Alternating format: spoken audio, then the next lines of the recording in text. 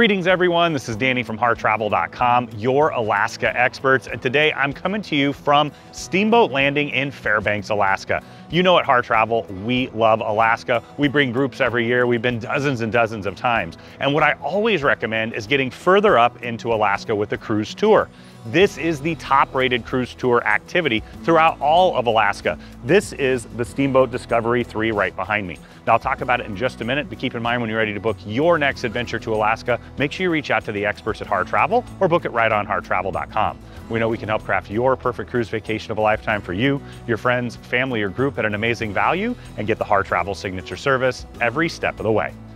Now, Alaska is an exceptional destination to visit, and we love this so much because you get several different things that Alaska is known for. Of course, you get out on the water. It's a classic paddle wheeler. Paddle wheelers have been used here for over 100 years. In fact, the family that operates this has been doing so for over 100 years, and it's more than just the paddle wheel experience. Now, they've got a huge gift shop. There's quite a few activities you can take advantage of in there, and generally a meal is included with each and every tour package. It's a delicious option here, but what it's all about is, of course, getting out on the water. Now, from here, you're gonna see some great Alaska wildlife. There's always wildlife on the riverbanks, of course, in the river. During the summer, you can often see salmon swimming right beside the boat. And you'll see that it's also a really nice, large and tall experience. So from there, you can see out on both sides. You'll probably see birds. We've been known to see bears and other different wildlife along the riverbanks. Now, in addition to that, you're gonna get some great cultural options. So one of the favorites is visiting a native village. So there you can dig in a little bit deeper into the heritage. And Alaska is exceptional in the world where you find a lot of symbiosis between natives that still live in remote areas and, of course, the people of Alaska. Alaska is the largest state. There's a lot of wilderness out there, and they share it incredibly well. Now, in addition to that, you should see some caribou. You'll know what I'm talking about when you see that adventure. And then you're also going to be able to get off and dig in a little bit more about gold mining and lots of different options here on the tour. Now, once again, it is consistently the highest rated. It's very casual, relaxed, but you see a lot. You dig into a lot of experiences as well.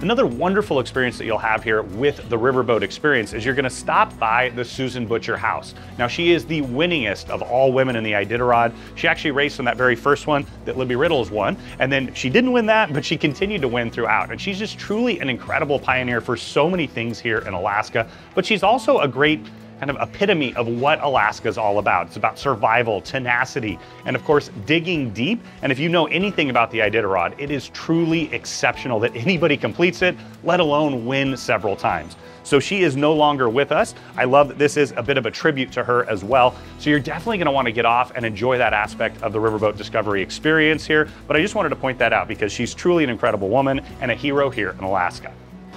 Now, the days are very short in the middle of the winter, and they're very long in the middle of the summer. And one of those things in the winter is it gets a little cold around here. In fact, this is to simulate 40 degrees below. Let's check it out. You know what? It's actually kind of toasty in here, Taylor. It's kind of like those ice bars that they have in different places. I think I can hang out here for a few months. Nah, maybe not. It is really cold in here. But that's the point, right? To live in Alaska, you have to be incredibly tough. You also have to be incredibly dedicated. There's a lot of people that come up here seasonally to work, and then they head back home when the winter strikes. And I can see now why, because it's getting a little chilly in here. Might even be sub-zero. Now, there's lots of delicious treats here. You can head on over and enjoy some ice cream. You guys know I love ice cream. It's not soft serve. We'll have to make it do, but ironically, it's actually quite a bit warmer than where we just experienced. Cold inside, ice cream warm? I don't know. It's Alaska.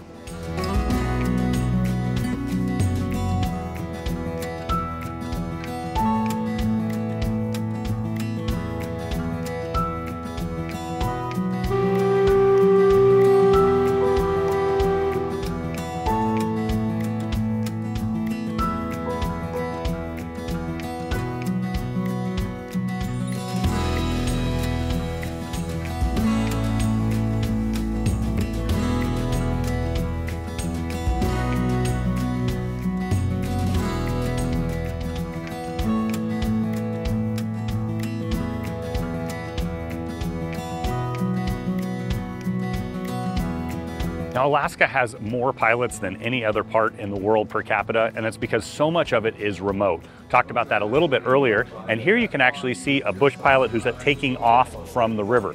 Now, he has many jobs. Of course, he works with the pipeline. That's one of the biggest jobs here in Alaska.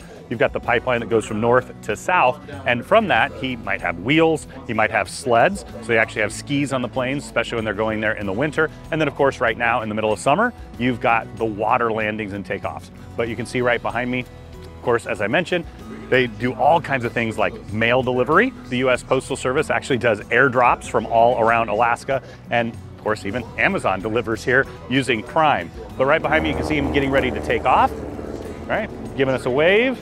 Go on, sir. And here we go. Up, up, and away.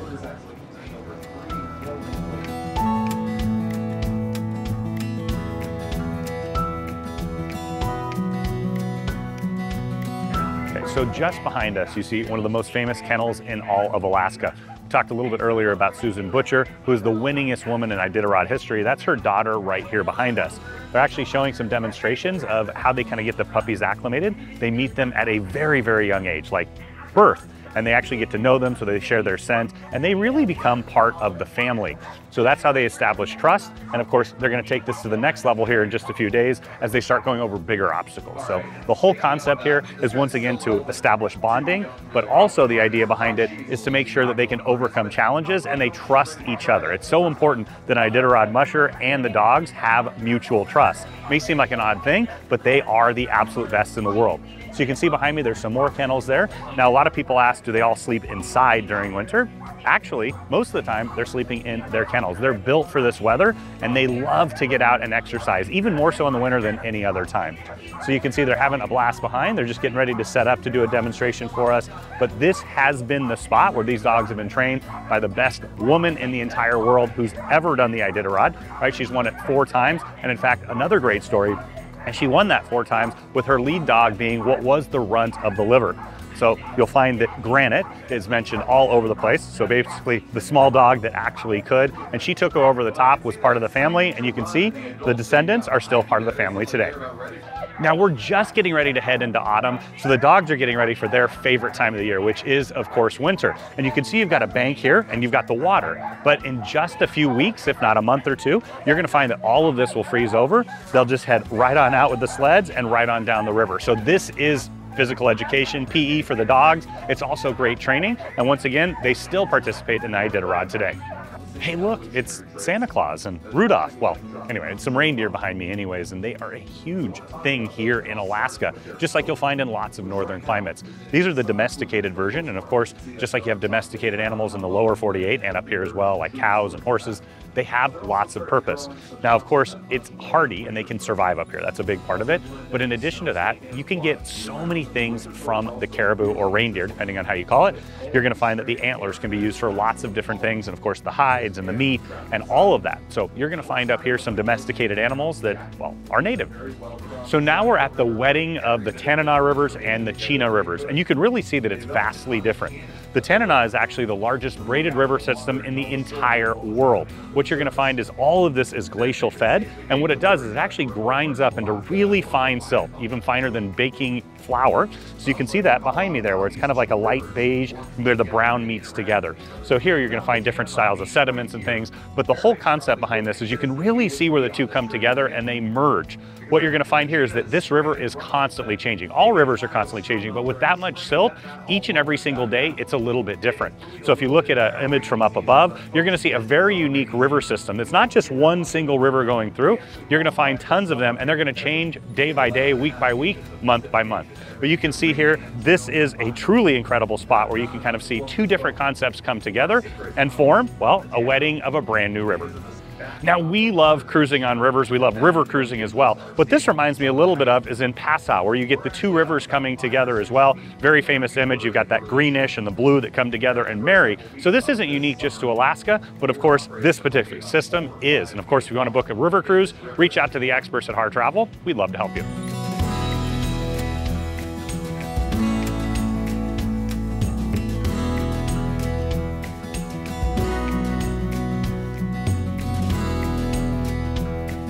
Now, we just stepped off the Discovery 3 and we're here in the Chena Village.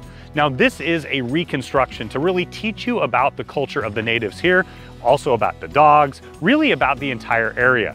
So here you'll learn about the wildlife, the different plants, and how and what ways that they survived some of the crazy winters that they have here in Alaska. So you're gonna find information on the different food sources, whether it's salmon or caribou. You're also gonna learn about how they live together and the history of the area. Follow along as we tour. Now, welcome to Fish Camp. Now, salmon is one of the most important sources of food and income here in Alaska. Salmon is part of the everyday life, and of course, living along a river like this, salmon is going to be absolutely massive, not just for the summer season, but all the way through the winter season. Now, personally, growing up, I would go up to Northern California with my grandparents every single year to go salmon fishing. In fact, they would go up there for about 4 or 5 months at a time after they retired, and I have so many incredible memories of going fishing with my grandpa. And ironically, what they do here is very similar to what we did as well. Now, let me point out a few features of the camp here. Just behind, you're gonna find where the dogs would be. They're really an early warning device. That is their main purpose. They can let you know if bears are coming or there's anything else that's gonna come and try to eat the salmon. So it's great for protection, but also for that continued bonding throughout the entire year. So you can see you've got some tents set up here. This is what people would sleep in and live in, essentially. And then as we continue through, you're gonna find several different treatment processes for the salmon themselves. Now, I wanted to point out a fish wheel over to the side. Now, this is an ingenious contraption to catch fish. So essentially it'll be set out in the river, and when they're running, they come in pretty often. So you're gonna find that it goes all the way around, it kind of grabs the salmon, and then it drops them off there. So you can utilize this, and ironically, there's actually a permit number on the other side because you still need that to fish here in Alaska. Now, over on the side, you're gonna find where they start drying. But before, I just wanted to point out, this is where they're going to basically break the salmon down. There's several different types of salmon. So you've got the chum salmon. Those are usually the ones that are a little less exciting, if you will. So those are the ones that they're mostly gonna preserve for the dogs. So you can see the fish head here for the nicer salmon, like the king salmon, silver salmon. They're gonna use those heads for fish head soup. But for these, not quite as exciting. So what they're gonna do first is you're going to fillet and score it. Let me take you over here really quick. You can see the scoring there, and it does several different features. So first, you're gonna dry it out here. And the reason they do that is to make sure that it smokes and preserves, because the whole purpose of this is making sure that you can preserve this to last all the way through the winter. Most of the hunting, the fishing is going to be done in the summer months, and then here they're gonna use this throughout the rest of the year. So you can see that they scored it as well. You don't want to cut through the skin. You got the tail intact, so you can hang it up there. So after it starts drying out, the next process is to smoke it. Now, I used a more modern smoker with my grandfather when we were fishing up in the Klamath River, but it's essentially the same concept. Letting the smoke come up, it dries it out, it adds flavor to it, of course, and then it also preserves it. So by preserving the salmon, they can utilize this throughout the entire year. So you can see this classic old school smokehouse here. I smoke at my house each and every single day. I love smoking meat. It's absolutely delicious, and it's a great way to prepare it. Now, of course, after you've cured it and it's ready to rock, you're gonna see over here a cache. Now, this is where they would store that, right? So it's up off the ground, away from most animals. It's the same thing that you do today when you're out camping. You set up a bear cache. It may look like this, or it may just be hanging from a tree. So you wanna get that away from the elements there as well. So they'll preserve it here. And then of course, this is gonna be more of a summer camp of sorts. They usually set up along a river, and then later on, they'll head back or migrate to different spots where you're gonna have different styles of food that they can still consume through the winter, or more of a permanent home. But you can see here this process of preparing it, of course, catching it first, then drying it, and then curing it. So you can have salmon all year long. You can have those great omega-3 fatty acids that all of us take down in the lower 48 to increase heart health and other things like that. Salmon's a very good fish for so many reasons, but it's an incredible source of protein that'll get you through the whole year. Now, all around Alaska, of course, animals are a huge part of the experience. Of course, they're also clothing in addition to food. So behind me, you can see some samples. In fact, they brought out several different options here. Actually stood up and kind of did a little bit of a fashion show to explain all the different options that you'll find here. But you can see that they're all made from different animal skins. See whether it's bear or wolf, or maybe even something more domesticated like a caribou. You can see a couple different styles here on the far side.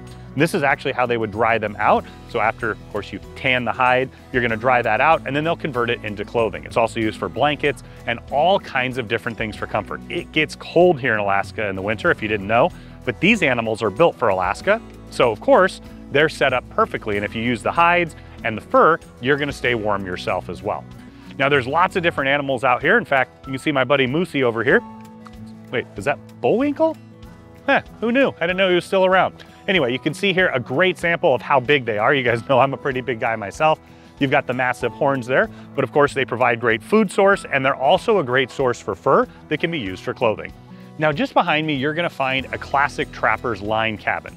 Now, trapping is a huge part of not only income, but also sustenance in Alaska. So you're gonna get the furs. I'll take you over and show you some examples in just a minute, but you're also gonna find a great meat source. Now, later on, as the Westerners became, well, part of the whole Alaska experience, they also realized that some of these pelts are incredibly valuable that weren't necessarily as valuable here.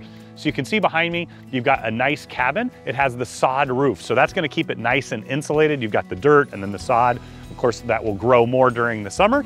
And then just behind me, you can see you've got a nice wood burning stove in here. You're also gonna have a little cot. It's not very big, but that's a good thing because it makes it much easier to keep warm. And of course, at negative 40 degrees or even colder, you're gonna find that warmth is a very important thing. Now, as we head further on, we're gonna find more of a permanent cabin here. Also, once again, does have the sod roof. So you can see all the wood here, of course, the antlers out front. But this is more of a classic, long-term family house, if you will.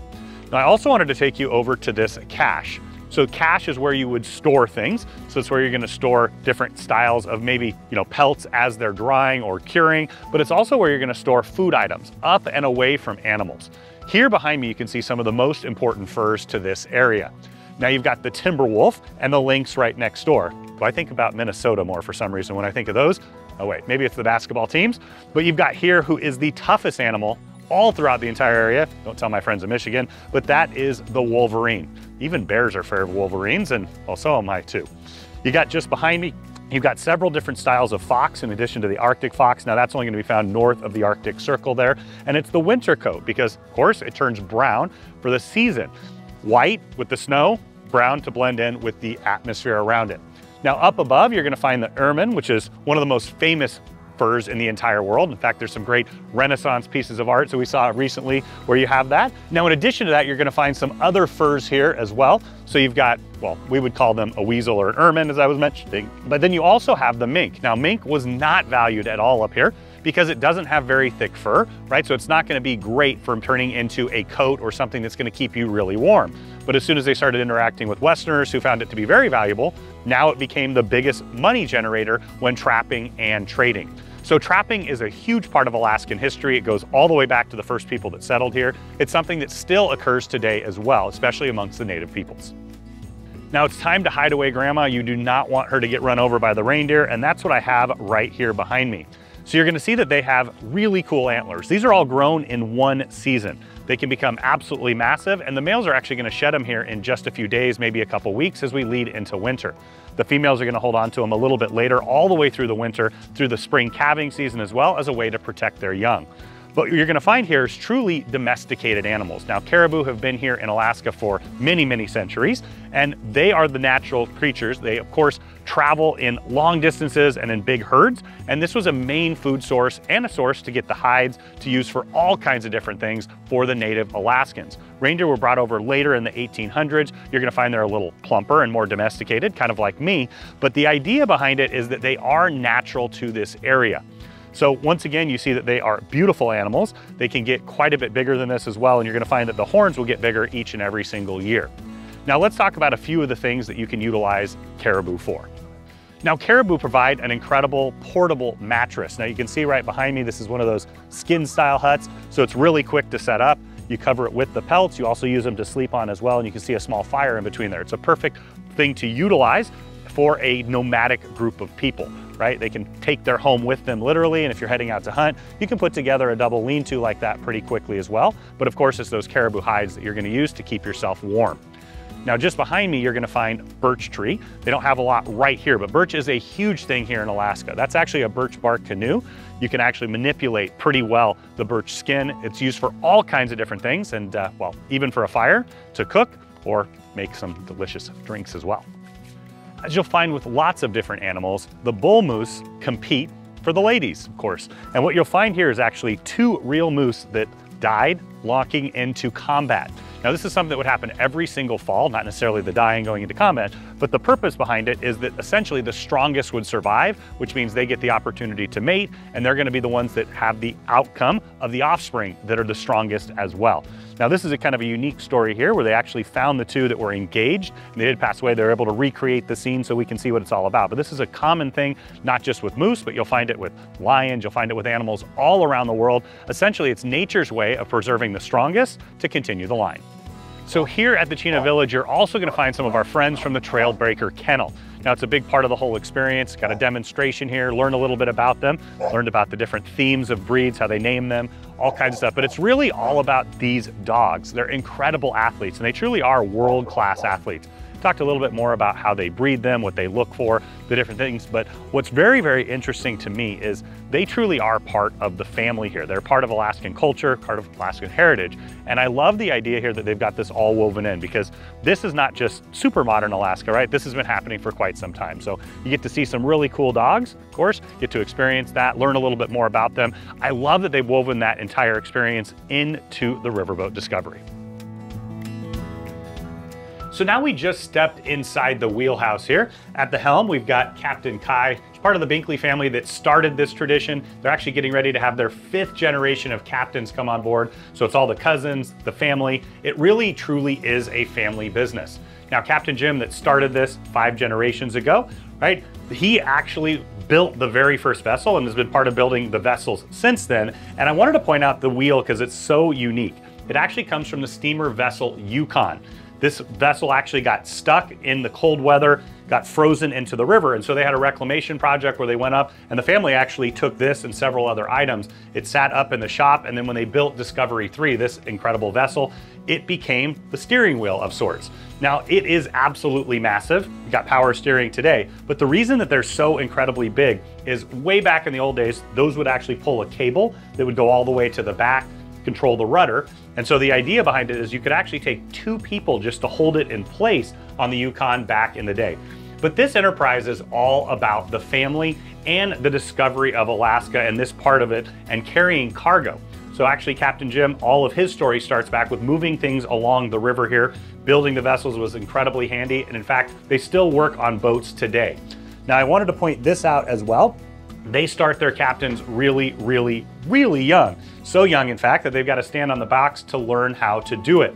This is an old gas box from many, many moons ago, but it's all about keeping that family history together. And something that's critical to them and to the entire enterprise is, of course, weaving in Native culture.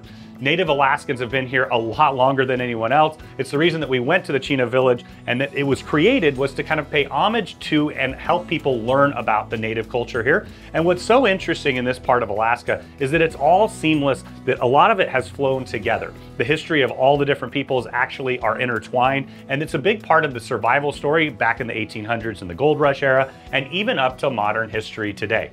So the Fairbanks area has about 100,000 people, but that's spread out over many, many, quite frankly, thousands of square miles. There's not that many people that live in Alaska, and so they all depend on each other. In fact, Alaska is one big family altogether, and this family is a huge part of Fairbanks history. And of course, we love this experience. We've told you already that it's the highest rated for Princess, for Holland America, for most of the people that visit this area, and I'm sure you can see now why. Now, I wanted to point out this incredible gentleman as well. This is Skylar. He's been narrating the entire time. And what's so great about that is it's always important to learn about where you're going and what you're doing, but to have a little bit of entertainment in there as well to keep it light and fun, but more importantly, to learn about the areas that you're going. So thank you so much. And of course, you can also catch him on the nightly news here in Fairbanks as well. But the whole concept weaves it all together. I love that they bring shoreside kind of on the boat as you're experiencing different spots here. But to me, this is all about truly discovery. It's about learning about the areas you're visiting, a little bit of entertainment, a lot of bit of learning, putting it all together for an incredible vacation experience. Now keep in mind, we have most of the ships that visit Alaska on our channel. You can see the ships and the full ship tours, the rooms and suites. And we also have several of the lodges and the different excursion experiences in Alaska for you to check out via video. But it's really the Har Travel advisors that make all of that come together. They're gonna help guide you through the process to pick the perfect option for you. And of course, you're always gonna get that incredible Har Travel value every step of the way, along with our signature service. When you're ready to book, we're here, we're ready to send you to Alaska.